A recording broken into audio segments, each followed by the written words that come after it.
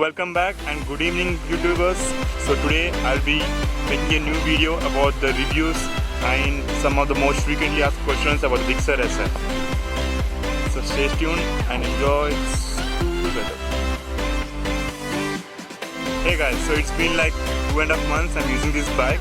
So I'll be giving my own reviews and like about my GIXXER SF, and also will be answering all your questions and all your FAQs, frequently asked questions which I get in YouTube, and I'll be taking it by one. So first things first. So first question is, how is this bike? So guys, to tell you the truth, so in this segment, I mean the below 1 lakh rupees, in this segment I don't think you're gonna get any other bike which is really cooler than this. Actually, I'm talking both including performance, including style, including your fuel economy, including the ergonomics and everything. So talking about the specs of this bike, so as you know, it's 154.9cc engine and it provides the power of 14.6 bhp, and it also has a max torque of 14 Newton meters. So guys, I'm here to give you the honest review of this bike. So I'll be answering the FAQs now. So the first one is about the brakes. So I'll be talking here about the dual disc, because most of the question arises in about the dual disc variant. So people are like, the rear tire is really tight because of the disc brake. They think that because of these disc brakes, it makes the vehicle slow, I mean the bike. So guys, to tell you the truth, there's nothing like that. So I'll tell you the reason why it's slow. So the reason you feel that rear tires are really tight, because these are disc brakes. So the disc here and the rubber here are really close together actually. They are like, so see, this is an example actually. If this is a rubber, this is one part of my rubber and this is the other part of my rubber. These are like this actually. So there is a slight friction that has been given to the disc. That's the reason whenever you just turn the tire, it's really tight, and you can't do anything about that because it should be close. If it's not close, the thing what will be is that, so if you apply your brakes, the rear brake suddenly, if it's really far, when you apply it really tight, so this happens actually. This leads to disc lock and it's really dangerous. That's the reason the two brakes and the two rubber brakes are really close, so when you apply brake, they apply slowly and they do not cause any disc lock, and it's absolutely fine and there's nothing to worry about and doesn't affect your performance actually.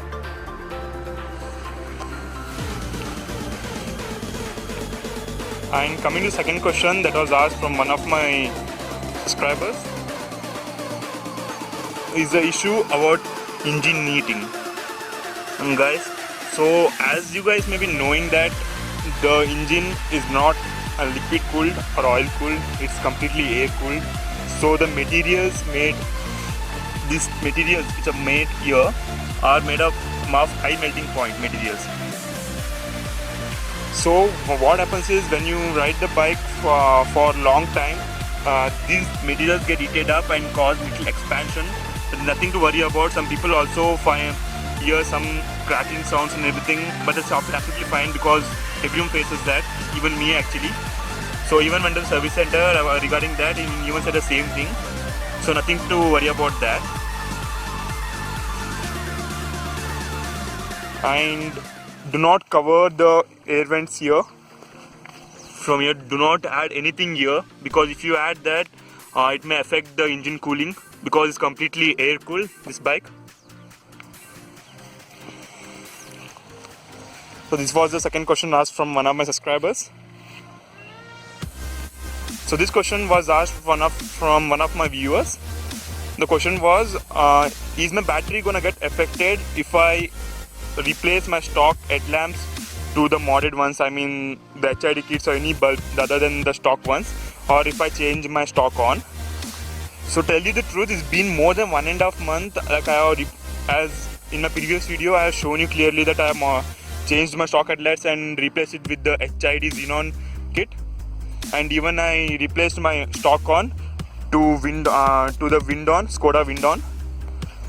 So there have been nothing actually. I didn't face any problems till now.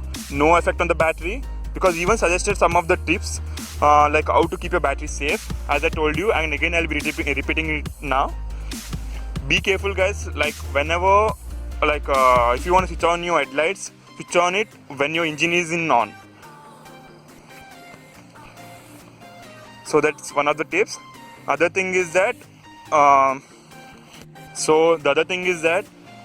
go for the trusted products. So if you go for the fake products, you may or may without knowing, so what happens is some of the products are not able to handle high capacity volts from the battery, so that may damage your battery.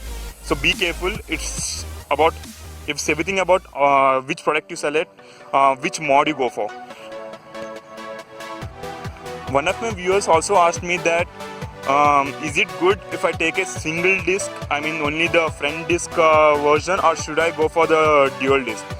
So it's completely based on you actually. So if you already are well versed with the single disc, I mean the front disc, then you may go for the dual disc variant. But if you are not, then it's really difficult for you to handle your bike when you're in high speeds, because you may end up with disc lock. So that's really dangerous, as I already said it. So be careful with that.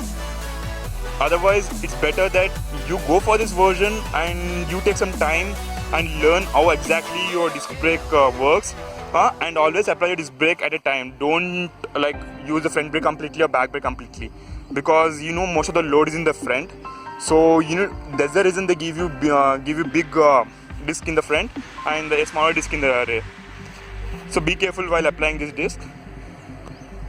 And coming to one of the most frequently asked questions, that is about the fuel economy, about the fuel. So guys, to tell you the truth, I won't lie with you with this. The company claims that this bike will give you 63 kilometers per liter, but I don't think so. Okay, I know that doesn't give that much, but at least I thought maybe 50, 55, no, not even that. So it's been more than 2 months and I completed 2.5 months. I completed my second servicing, and this bike gives me mileage of 40 kmpl. That too if I ride it in good condition. I mean, so if I'll just show you guys. If I don't cross 5k rpm, only then it gives me 40. If I go if I cross 5000 rpm, if I go 6000 rpm, 6500, 7000 rpm, it nearly gives me 35 to 40, that's it, not more than that. So it's not only with me actually, many of my viewers also said that it's giving the same mileage to them.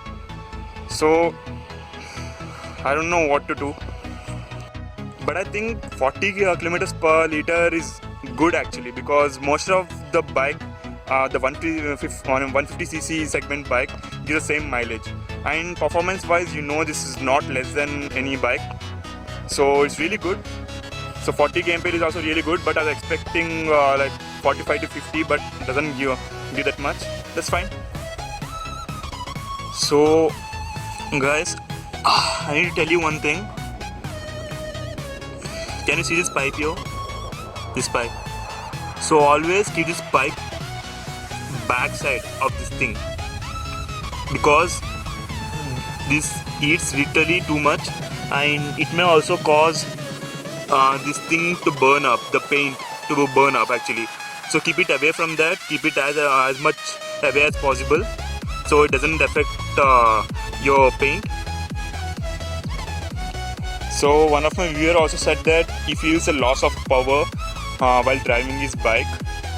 So technically I wouldn't tell that that's not the fault of the bike, but sometimes it also happens with me. The thing is that our engine is carburetor engine, and it's not a FI variant, I mean the fuel injection variant. So when you raise the throttle, there is a little late response when compared to the FI variant actually, because the fuel injection variant, it has sensors, and when you raise the throttle, it has those sensors which will tell exactly how much amount of petrol to be injected into the engine, and it gives the perfect response So if you guys want that perfect response from the throttle, then I would suggest you go for the FI variant that's now available in the market. That's on-road price is 1,10,000. That's 6,000 more. I think 5,000 more from the SF variant. And if this problem still continues, then I would suggest you go to the service center and tell him the exact reason. Maybe he'll find out if there are any problems with your engine. So I would like to suggest you one more thing. You see the petcock here? So keep it in the off position whenever it's possible if you're not using your bike for more than 10 minutes. The reason is that if you don't do it, there's continuous flow of petrol to the engine, and when you start your engine directly, so the fuel gets combusted more than the standard. That's the reason I would recommend you to keep it in the off position. So that would save a little percent of your overall fuel. So now I'll be showing you how much the horn which I replaced looks like.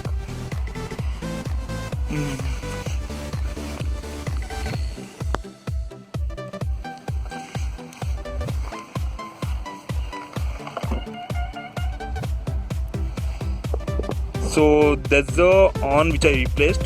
I fixed in the same place where my stock horn was. So I didn't add any new thing there. And the long wires which you see there, there's the HID kit which I replaced. So one of my viewers told me that it was not clearly visible, so I made this video again.